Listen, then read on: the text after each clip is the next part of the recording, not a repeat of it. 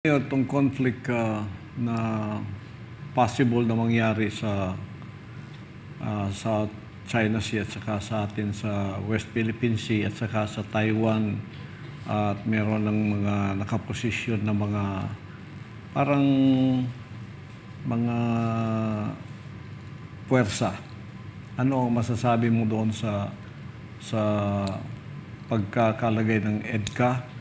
Ito ba'y posible kung magkaroon ng conflict ang USA and China, madadamay ang ating bansa? Plenty. Nandyan na yung Visiting Forces Agreement, but it was not during my time. I think it was President Aquino, which gave the Americans the right to enter the country and magdala ng armas. When I say armas, it's not a rifle.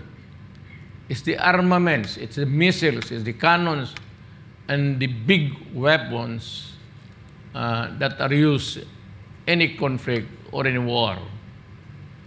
Ganun yan. Sa panahon ko, medyo pigil kasi ayaw ko. Not because I do not like America. Huwag kayong makinig dito mga Amerikano na mga siraulo na ganon talaga Amerikano. I cannot understand why we cannot criticize them. Pagka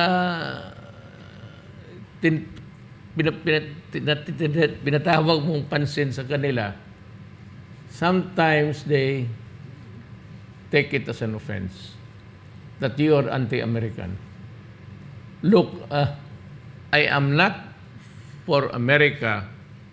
I am not for China. I am not for Taiwan. I am not for anybody. But I am for solely the interest of my country, the Republic of the Philippines. Wala nga. Yung laro nung akin, sabi nila, itong di keep on harping at yung mga panahon na presidente ako na hindi ako pumayag at saka nakipagkaibigan ako kay Xi Jinping at sa Russia.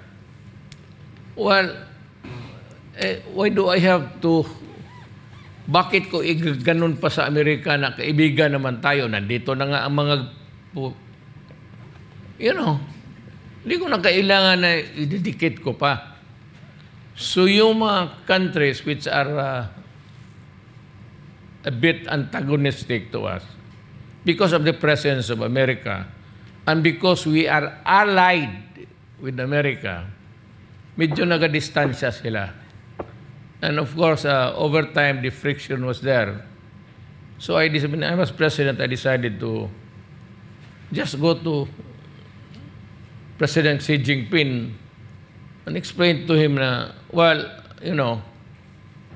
I am not really that stupid to allow my country to be used as a pawn. Yung pinupusta ka. Kung pagka sa barahay, ikaw yung barahay, tinatapon na.